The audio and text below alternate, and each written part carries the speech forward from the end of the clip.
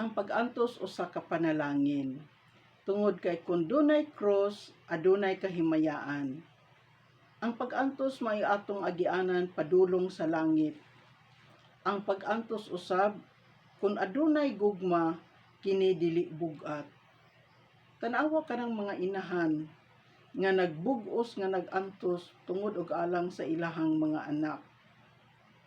Ang Holy Week o balaan nga semana dinhi usab atong makita ang tinuoray nga pagkatao ni Hesus. Ang 100% human, ang iyang 100% usab nga pagka-divine. True God and true man.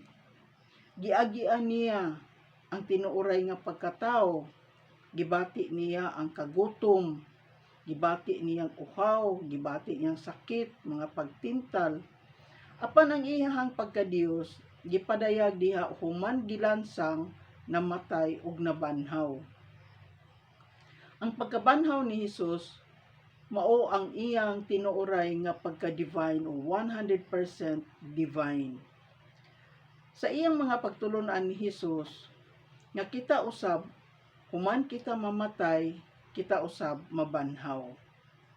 Sa diyang gipangutana si Hesus bahin sa usa ka babay nga naminyo sa 7 ka managsuon nga lalaki, unya namatay siya sa katapusan. Nangutana sila kang kinsa man siyang asawa panahon sa pagkabanhaw. Niingon si Hesus nga dito sa langit wala nay pagminyoay, dinhi lamang sa yuta. Tungod kay dito sa langit susama na kamog mga anghel ug kanunay magdaig sa Dios. Kung sa ato pa, ang kalibutan usa ay ka-training ground in preparation for the eschatological paradigm kanang gitawag nila og life after death. Dinhi sa kalibutan ania ang tanang klase sa kagawasan, ania dinhi ang kahilayan, anao usab ang simbahan aron magbalaan sa mga katawhan aron mosinati og kabanhawan. Apan kun gipili sa tawo mao ang kahilayan, kung tawgon siya sa Dios nga wala makapangandam, din unsa may sangputan sa usa ka tawo?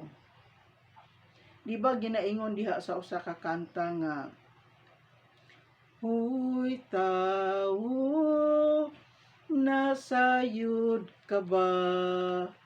Kun asa ang imong padulngan, dinhis kalibutan lumalabay ka lang, paninguha sa imong kaluwasan. Ginaingon nga kun may tiyaga, may nilaga. No ID, no entry. No cross, no glory. Friends, ang simbahan abli sa adlaw nga tanan. Pila man ka pinuto nga imong gigahin sa Dios, labi na gid sa adlawng Domingo. Friends, magbinuotan na. Tungod kay ang kamatayon moabot susama og kawatan nga dili mahibaw-an. Kinahanglan makapangandam kita alang sa atong padulngan sa ikaduhang kinabuhi. Kay dili na ra ba kita makaampo sa atong kaugalingon kung atuan na ta didto. Magsalig na lang kita sa atong mga mahal sa kinabuhi nga maghinumdom og magampo kanato. Apan kung kita pod mahikalimtan sa ato ang mga mahal sa kinabuhi, pila man kaha kita katuig o century ngadto sa purgatorio. Friends, importante ang pag-ampo kanunay tungod kay ang kamatayon moabot nga dili nato mataligam-an, dili nato mahibaw-an. So see you in heaven.